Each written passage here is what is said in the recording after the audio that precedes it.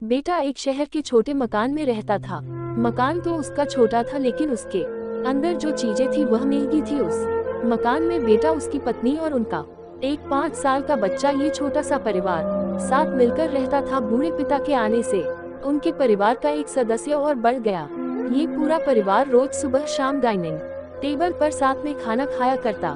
बूढ़ा पिता अपनी कमजोरी के चलते हमेशा खाने की चीजें नीचे गिराता रहता और कई बार कांच के बर्तन भी टूट जाया करते थे। कुछ दिनों तक तो बहू और बेटे ने ये सब सहन किया, लेकिन बाद में वे दोनों बूढ़े की ऐसी हरकतों से चिढ़ने लगे। एक दिन बेटे ने कहा कि ऐसा कब तक चलेगा, हमें कुछ करना पड़ेगा। उसकी पत्नी भी इस बात से सहमत हुई। अगले दिन बेटा कहीं से एक पुराना मेज लेकर आया और घर के एक कोने में उसे लगा दिया और अपने पिताजी से कहा कि आप यहीं पर बैठकर खाना खा लिया कीजिएगा। उन्होंने एक लकड़ी का बर्तन भी बनवाया जिसमें वे अपने बूढ़े बाप को खाना देने लगे। अपने कांच के कीमती बर्तन बचाने के लिए अपने बूढ़े बाप को लकड़ी का बर्तन देने में उन्हें जरा भी शर्म नहीं आई। अब खाने का समय जब जब होता तो बूढ़ा बाप एक कोने में बैठकर खाता और बाकी का परिवार डाइनिंग टेबल पर खाना खाया करता। डाइनिंग टेबल पर बैठे बैठे दोनों पति पत्नी कभी कभी अपने बूढ़े बाप की तरफ देख लिया करते। बूढ़े बाप की आंखों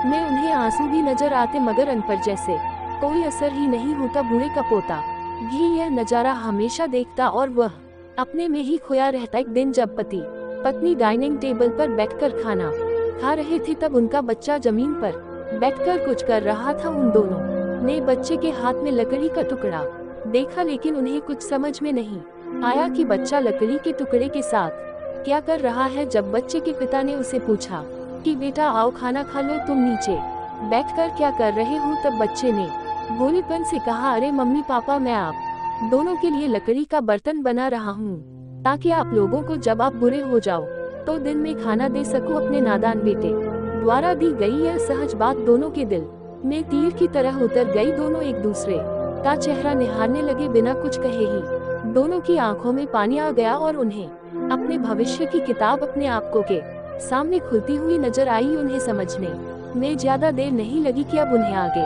क्या करना पड़ेगा। अगले दिन कमरे के कोने से वह पुराना मेज हट गया और अब बूढ़ा पिता और बाकी का परिवार साथ में मिलकर फिर से खाना खाने लगे। बूढ़े की कमजोरी की वजह से हो रही गलतियां भी अब किसी को नहीं चिढ़ाती थी। दोस्तों, ये कहानी हमें बताती है हर वह पत्ता जो आज हरा है वह कल सूखेगा और डाली से नीचे भी गिरेगा। इसलिए हमें अपने बड़े बूढ़ों का हमेशा ख्याल रखना चाहिए और हमें हमारे माता पिता और बुजुर्गों के साथ वैसा ही व्यवहार करना चाहिए जैसा हम चाहते हैं कि हमारे बूढ़े होने के बाद हमारे बच्चे हमारे साथ। दोस्तों, आपको ये हार्ट टचिंग स्टोरी कैसी लगी कमेंट करके जरूर बताइएगा।